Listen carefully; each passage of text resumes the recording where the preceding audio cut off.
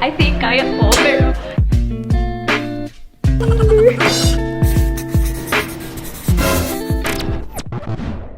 Hey Skyscrapers! Welcome back to another vlog. So today is January 20, 2020, 11:54 a.m. and I have a dentist appointment this 12 p.m.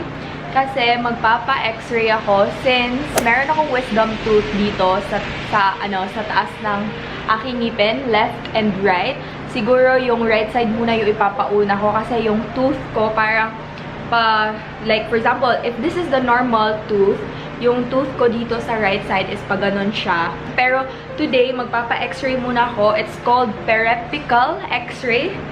Wait, let me see. Medyo kinakabahan ako guys kasi ako lang mag-isa pupunta dun sa clinic kasi parang hindi na lang ako magpapasama nilang mommy kasi kaya ko naman na. I think kaya ko, pero kinakabahan ako. Kasi hindi ko alam if mag-surgery kami today. Wala akong makeup, wala akong ligo, wala akong everything. Okay, so actually, matagal ko na talagang plano magpatanggal ng wisdom tooth kasi super sakit. Masakit na siya and nag-fully grow na yung upper wisdom tooth ko sa right. Tapos, tinanong ko sila kung magkano yung patanggal ng wisdom tooth nila and it depends daw kasi if impacted wisdom tooth, 5K off, depende sa position sa tooth. Oh, tinanong ko din sila if meron ba silang x-ray doon sa clinic nila. Sabi nila, yes. Pero, yung x-ray nila is yung parang pang one specific tooth lang.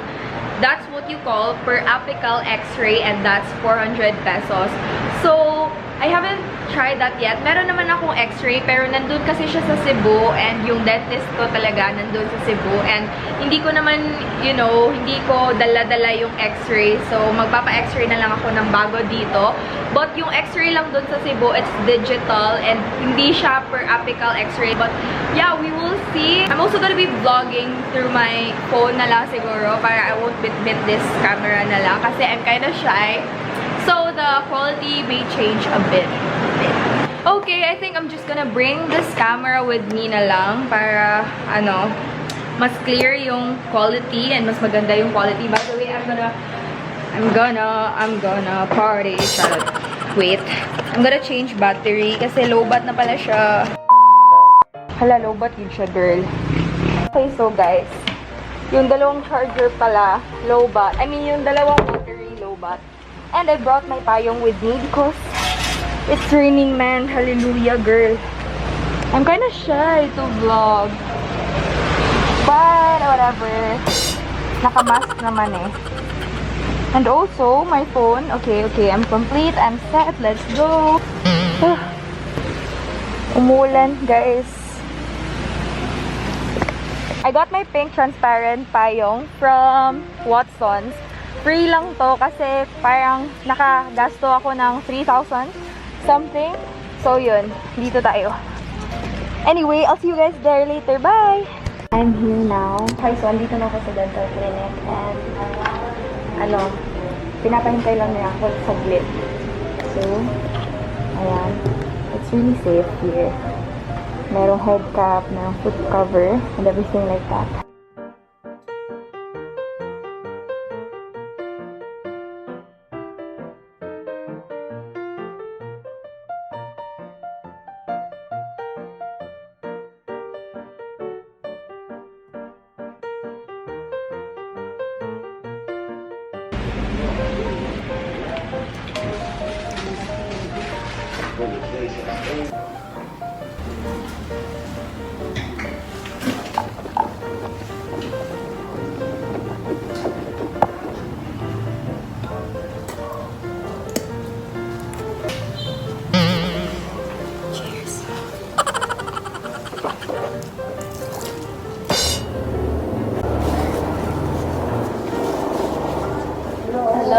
Nag-vlog ko daw. Nag-vlog ko? Yes. Okay. Don't you make man? Wisdom tooth. Ang kaning Saan? upper right ug left. Pero ang right na sa siguro kung ko. Di mo na pwede dungan. Yeah. Asa sa isa? Okay. So, ang sakit ano? Ah. Lower. Agi. Kayang taas. Upper. Ang hubag isang lower. Asa isa lang duha. Magtatlo mo sila. Mag-assure sa kulo mo. Then, mag-check mo sa issue. Eh, sa Cebu, diri man ako gipatangtang. Lower left. Lower left? Nga wisdom tooth. O naan ako yun, natangtang sa ubos. Ang taas kay wala, marguot. Pili na kuhuot.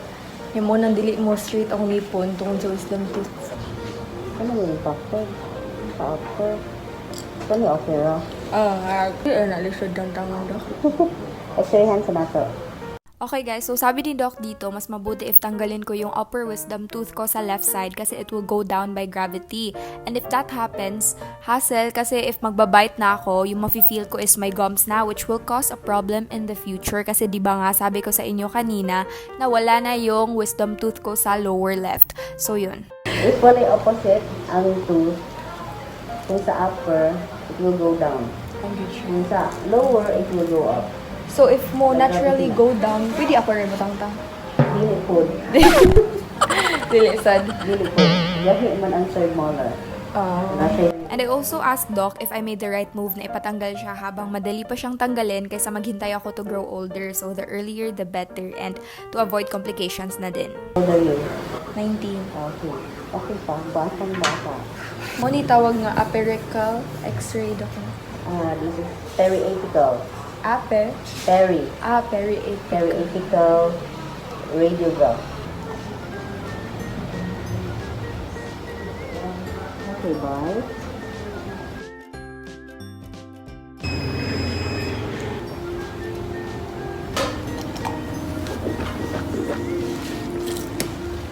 More siya camera. Kada ba? No, welcome. May camera sa dental.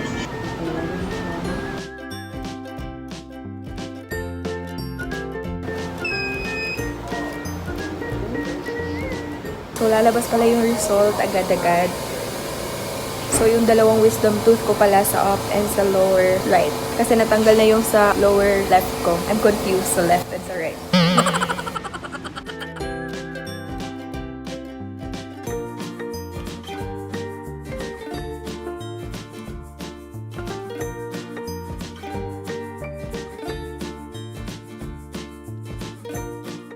Pwede na ito maibot ang upper. Kita niyo mo? First molar, second, third molar. Ang lower mo is needed, gid na to Surgery? surgery, dyan na to siya. So, ang taas din i-ready mag-surgery. To dire. Moni ang nakita. Ang wala na exposed, kani. Okay. So, moni ang lower. First molar, second, third molar. Madlo ko po. Shit. Tingin mo na natin siya i-open. Once i-open, kuha ko bone mo para makuha nila ko. Ako, bone. Itaod balik. Dili na. Dili na. I-reshape na lang siya. Pero mahil naman dahil. And 10 years old, kaya medyo, saan pa kayo?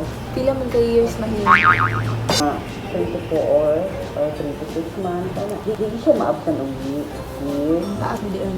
Mas nindot lang siya, kaya ito man yung kwaon, no? Nga ako. Ipasibisi pa ko? Wala injection na sad. Yung kwaon na kayo. Para man na siya kay surgery na ito, no? Siyempre, possible ang bleeding. Dagan. Pero dili na din yung patang-tang dok. Marag okay naman daguro niya siya. Magsakit na niya ako. Saman, so go to sa upper. Pila ka injection? Duha lang. Dala. Sa front o sa back. Wala. Nag-school pa mo sa diba? Online. Thank you. So, go ka. Buti kasi kasi mo. Limit na siya.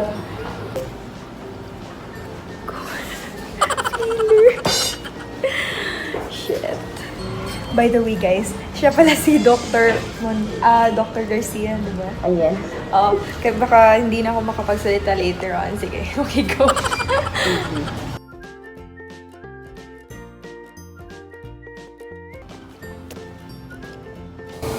wala na. Isa. Hindi ko.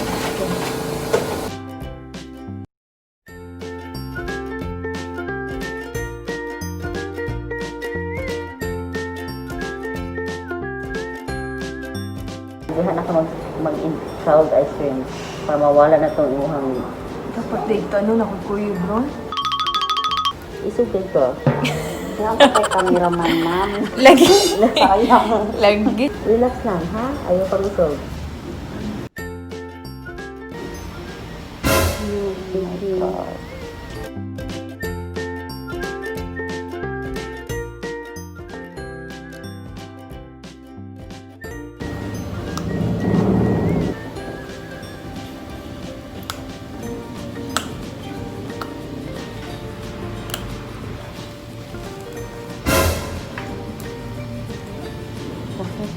Huh?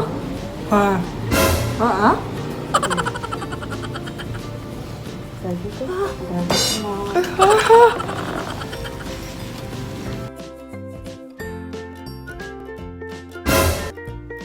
God, ako na feel. Or napay nabilin? Ako na lang ito siya. Oh, madugal pa.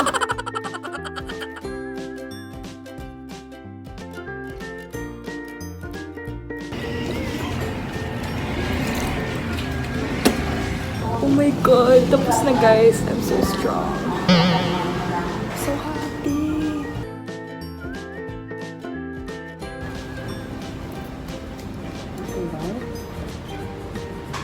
Oh my God, thank you guys. Thank you, thank you.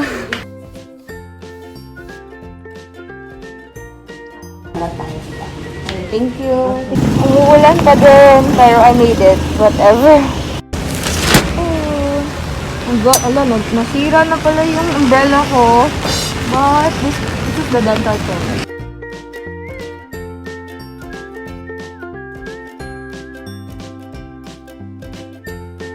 Okay guys, so dapat pala meron akong kasama today. Kasi ang hirap magsalita guys. And it's raining. I'm such a strong, independent woman.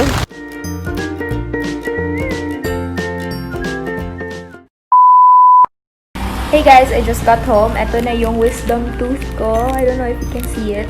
But, oh my God. Ito yung reseta na binigay ni Dr. Garcia. And binili na namin siya sa pharmacy. Ito lahat ng gamot para sa ngipin ko. So this one's amoxicillin. Every 3 times a day, every 8 hours. Tapos ito naman, mefenamic acid. Just in case, like, if ever masakit pa siya or, yeah, if needed. So, I'm gonna take this pala for 1 week. And yung last but not the least is tranexamic acid. So, dalawa lang just in case of bleeding. Take 1 tab every 8 hours. So, mamaya 3 PM pa ako iinom nito kasi hindi pa ako nakapag-lunch. So, ipapa-lunch muna ako ni Doc. So, papalitan ko na siya ng cotton.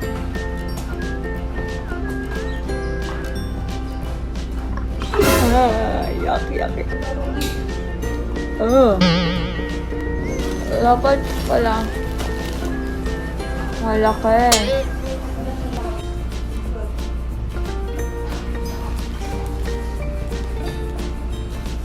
Bye. It could be weird, but I think I'm into it. You know I'm one for the overly passionate. I like you, and I loved him. We could all be